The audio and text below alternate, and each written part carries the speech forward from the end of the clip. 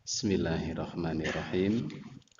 Assalamualaikum warahmatullahi wabarakatuh. Innal hamdalillah nahmaduhu wa nasta'inuhu wa nastahdi wa natubu ilaih wa na'udzu billahi min syururi anfusina wa sayyiati a'malina. May yahdihillahu fala mudhillalah wa may yudlil fala hadiyalah. Asyhadu an la ilaha illallah wahdahu la syarikalah wa asyhadu anna Muhammadan abduhu wa rasuluh. Allahumma sholli wa sallim wa barik ala nabiyyina Muhammadin wa ala alihi wa ashabihi wa man tabi'ahum bi ihsanin ila yaumiddin. Ibu bapak sekalian, para jamaah rahimakumullah, alhamdulillah, marilah senantiasa kita bersyukur kehadirat Allah Subhanahu wa taala. Karena hingga malam hari ini Allah Ta'ala senantiasa berkenan melimpahkan nikmat dan karunia-Nya kepada kita semuanya, sehingga pada malam hari ini sekalipun suasananya hujan deras, alhamdulillah kita bisa hadir di masjid ini. Pertama, untuk sholat maghrib dengan berjamaah. Tentunya langkah kaki kita dicatat oleh Allah sebagai sarana untuk menghapus dosa, dan langkah kaki yang lain sarana untuk meninggikan derajat kita di hadapan Allah. Itulah sabda Nabi dalam hadis yang panjang. Dan itu ditulis oleh Allah Ta'ala melalui perantara malaikat zahaban wa iyaban, baik ketika berangkatnya maupun ketika pulangnya. Langkah kaki kanan menghapuskan dosa, langkah kaki kiri menaikkan derajat, dihitung ketika berangkat maupun pulang. Sehingga yang terjauh di antara kita maka pahalanya paling banyak. Kebetulan yang jauh saya gitu. Sing paling ada kula. Anu kok ngangge rudha, ana rodane sing mubeng sing diitung ya. Kita ndak usah repot dengan hitung-hitungan matematika, karena matematikanya Allah itu selalu di atas matematikanya manusia. Artinya kita hadir di masjid ini sholat berjamaah dengan ikhlas, insya Allah menjadi satu sarana untuk mendapatkan derajat yang tinggi di hadapan Allah. Dan yang kedua, kita akan dikurangi dosa dan kesalahan kita dengan dihapusnya dosa dan kesalahan melalui catatan langkah kaki seorang mukmin ketika menghadiri masjid. Karenanya sekali lagi, semakin jauh langkah kaki seseorang, maka pahalanya pun juga akan semakin banyak. Tidak perlu nanti yang dekat jur muter-muter, tidak perlu juga ya. Ini menunjukkan bagaimana Allah Ta'ala itu tidak akan menyia-nyiakan kebaikan yang dilakukan oleh seorang hamba. Sekecil apapun kebaikan yang dilakukan oleh seorang mukmin tidak akan pernah disia-siakan oleh Allah. Sekalipun tidak ada orang yang melihat kita. Jadi seandainya pun tidak ada orang yang melihat kita, maka pada setiap kebaikan yang kita lakukan tidak akan disia-siakan oleh Allah Ta'ala. Yang kedua, alhamdulillah kita bisa hadir bersama untuk kita bersama mengkaji firman Allah Subhanahu wa Ta'ala. Rasulullah sallallahu alaihi wasallam mengatakan, majtama'a qaumun fi baitin min buyutillah. Tidak ada seorang pun manusia manapun yang mau berkumpul di salah satu rumah di antara rumah-rumah Allah. Yang namanya rumah Allah itu masjid. Masjid itu didirikan oleh siapapun. Kalau organisasi apapun, kalau perseorangan apapun yang atau siapapun yang mendirikan, yayasan apapun yang menaunginya, maka dimanapun ada masjid yang di situ digunakan untuk menunaikan sholat yang 5 waktu, disitulah rumah Allah Ta'ala. Maka kata Nabi, tidaklah ada seorang pun yang berkumpul di salah satu rumah di antara rumah-rumah Allah, yaitu masjid. Berkumpulnya kata Nabi, berkumpulnya itu ada dalam rangka apa? Dalam rangka membaca kitab Allah Ta'ala, wa yatadarasuna bainahum, yatluna kitab Allah.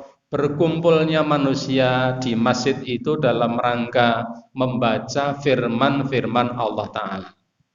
Atau wa yatadarasuna bainahum, ataupun tadarus, dirosah. Ini tadarus dirosah bahasa Arab. Dirosah itu dalam bahasa kita maknanya itu adalah pengkajian, mengkaji, meneliti, memahami. Memahami apa?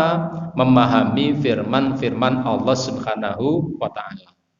Tidak ada seorang pun, siapapun yang mau hadir di salah satu rumah di antara rumah-rumah Allah, hadirnya itu dalam rangka untuk yatluna kitab Allah, hadirnya dalam rangka untuk satu, membaca firman-firman Allah Ta'ala. Atau kalau tidak membaca, yatadarasuna bainahum, untuk melakukan dirosah, tadarus.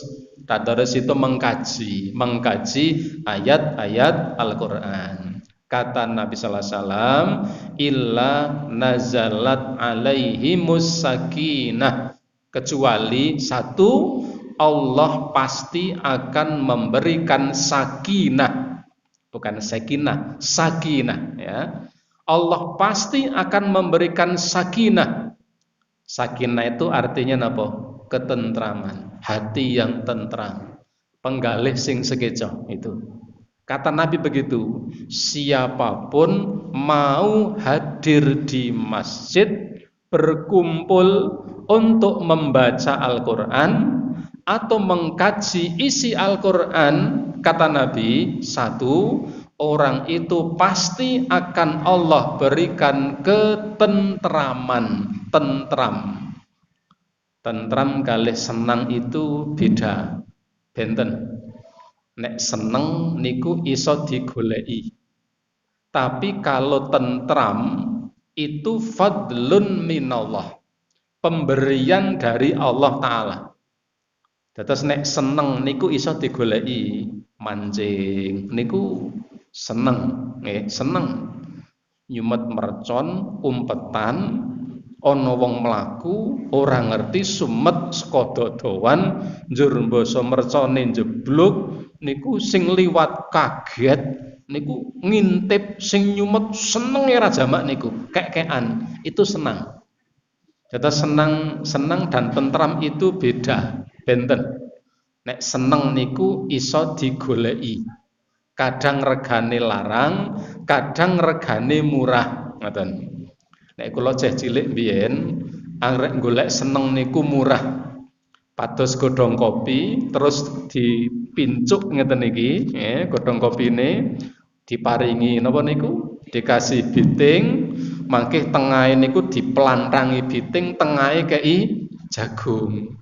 Mengko njur ker ngoten, pitike nyepak njur notol niku ora weruh napa? Ya saking bodhone pitik niku nggih, kok ya ora culke ngoten lho niku. Terus dicucuk, terus digabur-gabur, nabrak-nabrak tembok niku, wah sak anake, sak bojone, sak bapakne leh guyu niku nganti keping-kempel. Itu senang. Seneng niku iso digoleki. Tapi kalau ketentraman itu fadlun minallah, pemberian Allah. Tentrem niku ra iso digoleki. Sebab tentrem niku peparing saking ngarsanipun Allah Subhanahu wa taala. Nah, Nabi mengatakan begitu. Ketika ada di antara orang mukmin mau hadir di masjid untuk mengkaji ayat-ayat Al-Qur'an, Nabi mengatakan Allah pasti akan memberikan ketentraman bagi orang itu. Maka berlaku kebalikannya. Kalau di antara kaum muslimin dan sewu, di antara kaum muslimin kok ora gelem sapa masjid, maka sulit untuk mendapatkan ketentraman sekalipun bergelimang kesenangan. Niki kunci. Karena ketentraman itu adalah pemberian dari Allah Subhanahu wa taala. Nek seneng iso digoleki, tapi kalau ketentraman itu pemberian dari Allah taala. Itu akan Allah berikan kepada orang yang hadir ke masjid untuk mengkaji Al-Qur'an. Kalau nek ngaji niku lek do tentrem. Saking tentreme leh jago nganti ngantuk. Mergo saking tentreme niku. Kalau nek enten piantun ngaji njur nganti ngantuk merem niku nggih husnudzone mergo saking tentreme niku saking tentreme. Itu yang pertama. Yang kedua, Nabi ngendika nazalat ilmus sakinah. Yang kedua, wa ghasyiyat humur rahmah. Siapa yang mau hadir di masjid untuk mengkaji Al-Qur'an, mengkaji firman-firman Allah taala, yang kedua kecuali Allah berikan sakinah, yang kedua Nabi mengatakan wa ghasyiyat humur rahmah. Allah taala akan memberikan rahmat kepada orang itu. Rahmat. Bis sekalian, apa perlunya dengan rahmat?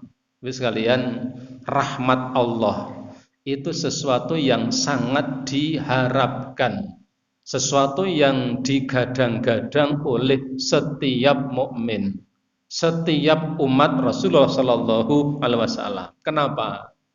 Karena Rasulullah mengingatkan bahwa tidak ada seorang pun di antara manusia itu bisa memasuki surga Allah kecuali hanya karena rahmatnya. Rahmat. Jadi tidak ada seorang pun yang bisa memasuki surga kecuali karena rahmat Allah, bukan karena amal. Ibu bapak jangan bayangkan mendapatkan surga itu karena sholat, karena puasa. Itu sarana. Sholat, puasa, panjenengan sholat tahajud, direwangi bengi-bengi ngantuk, sholat berdiri ra ono kancane, itu dalam rangka untuk mendapatkan rahmat Allah. Bukan amal itu yang kemudian memasukkan seorang ke dalam surga. Kenapa? Karena sangat tidak sebanding antara ibadah yang dilakukan oleh seorang hamba dengan balasannya Allah Ta'ala berikan di akhirat nanti. Sangat tidak sebanding. Sangat tidak sebanding. Contoh konkret mawon, Allah Ta'ala menjelaskan dalam Al-Quran bahwa satu harinya akhirat itu sama dengan satu ayat mengatakan alfasanatin, seperti 1000 tahun. Satu harinya akhirat itu sama dengan 1000 tahun. Kalau satu hari sama 1000 tahun, ya 1000 tahun di dunia ini sama dengan seharinya di sana. Sementara kemudian kita hidup di dunia ini paling yuswane pinten. Kalau Nabi mengatakan umur umatku itu kisarannya antara 60 sampai 70-an. Ingkang sepuh nun ngapunten, mboten meden-medeni itu ya. Nabi mengatakan umur umatku itu antara 60-an sampai 70-an tahun. Rata-rata itu. Yang lebih dari ukuran itu ada tapi tidak banyak. Itu kata Nabi. Yang lebih dari 70 tahun itu ada tapi tidak banyak. Setiap kampung, setiap pemukiman itu kalau disensus, di rata-rata dihitung, yang usia 70 tahun ke atas itu hanya seperberapanya. Kalau manusia hidup misalnya satu di dunia ini umpama sampai 100 tahun, 100 tahun. Maka hidup di dunia 100 tahun itu kalau di akhirat nanti perbandingannya, kalau toh kemudian ditakdirkan masuk surga, hitungan matematika, hidup 100 tahun hanya akan mendapatkan 1/10-nya satu hari di akhirat kelak. Nek akhirat hitungannya itu 24 jam, berarti mengoleh 2 jam punjul 40 menit. Itu ditebus dengan hidup selama 100 tahun. Sementara usia manusia kebanyakan sekarang ini kurang dari itu. Sementara di akhirat di sana labithina fiha ahqaba, hidup berabad-abad lamanya. Bahkan hidup terus dan tidak akan pernah mati.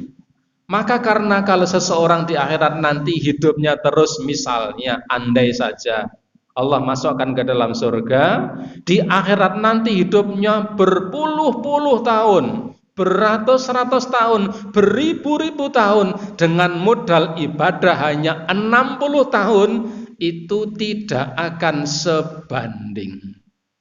Maka kita sangat membutuhkan rahmat Allah Subhanahu wa ta'ala. Nah, Nabi sallallahu alaihi wasallam menjanjikan salah satu di antara orang-orang yang akan mendapatkan rahmat Allah. Kalau seseorang itu diberi rahmat berarti dijauhkan dari laknat.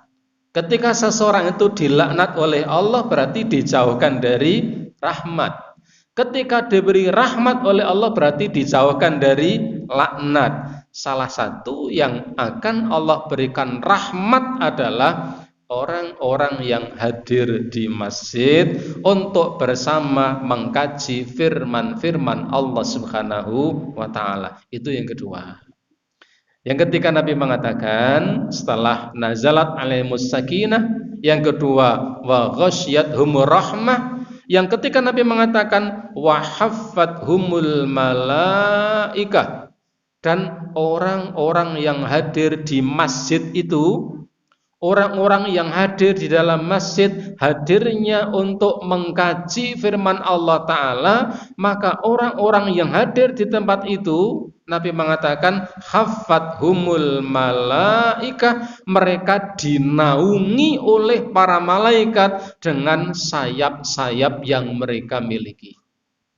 Sifat fisik malaikat itu punya sayap, tapi tidak perlu kita samakan dengan sayap makhluk yang ada di dunia itu sifat fisiknya.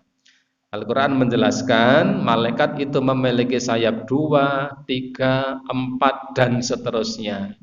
Maka Nabi sallallahu alaihi wasallam memberikan satu penjelasan bahwa orang-orang yang hadir di dalam masjid untuk mengkaji firman Allah Ta'ala dinaungi oleh malaikat dengan sayap-sayapnya, sebagai bentuk perlindungan, sebagai bentuk penghormatan kepada orang yang hadir di majelis itu. Panjenengan tidak perlu keluar dari masjid ndur ndangak ono apa ora, ya. Karena tidak terlihat, karena malaikat itu sifatnya gaib, tidak bisa dilihat oleh mata. Kalau ada di antara manusia yang mengatakan sering ketemu dengan malaikat, itu perlu dicurigai, ya. Katanya sering ketemu dengan malaikat, karena malaikat itu sifat fisiknya, bentuk aslinya tidak bisa dilihat oleh manusia biasa. Hanya bisa dilihat ketika menjelma menjadi makhluk, seperti menjadi sosok manusia.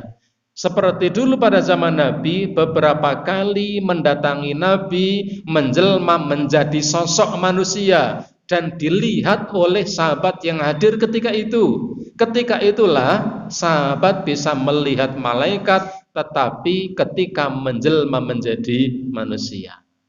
Jadi yang ketiga, orang yang hadir di majelis, di masjid untuk mengkaji firman Allah Ta'ala akan dinaungi oleh para malaikat.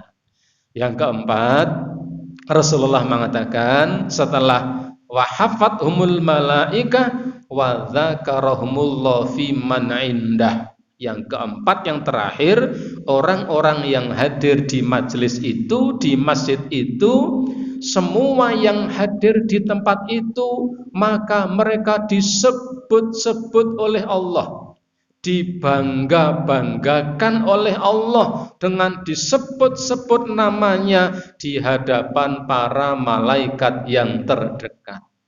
Nama orang-orang yang hadir itu disebut oleh Allah dan dibangga-banggakan. Ibu bapak, kita bisa membayangkan begini, kalau ada pejabat yang hadir di tempat kita, misalnya kita ya ada majelis bersama pertemuan satu RW atau satu kelurahan misalnya, didatangi oleh pejabat tinggi, misalnya di atasnya bupati, misalnya gubernur, misalnya hadir di tempat panjenengan punya acara, ada rapat di kelurahan, dihadiri oleh gubernur, kebetulan panjenengan punya nama yang dikenal oleh Bapak Gubernur, kemudian berulang kali beliau menyebut-nyebut nama panjenengan, setiap kali disebut itu senenge ora karu-karuan. Jenengku disebut. Yang tadinya kelambine rada longgar mendadak rada sesak sidik kan itu. Karena seneng namanya berkali-kali disebut, itu baru disebut oleh manusia. Bagaimana kalau nama kita disebut-sebut oleh Allah Ta'ala di hadapan para malaikat yang terdekat? Ibu bapak, itu adalah di antara sekian nikmat, sekian anugerah yang Allah Ta'ala berikan kepada para hambanya yang mau hadir di masjid, di rumah Allah Ta'ala dengan satu niatan adalah untuk mengkaji firman-firman Allah Subhanahu wa Ta'ala.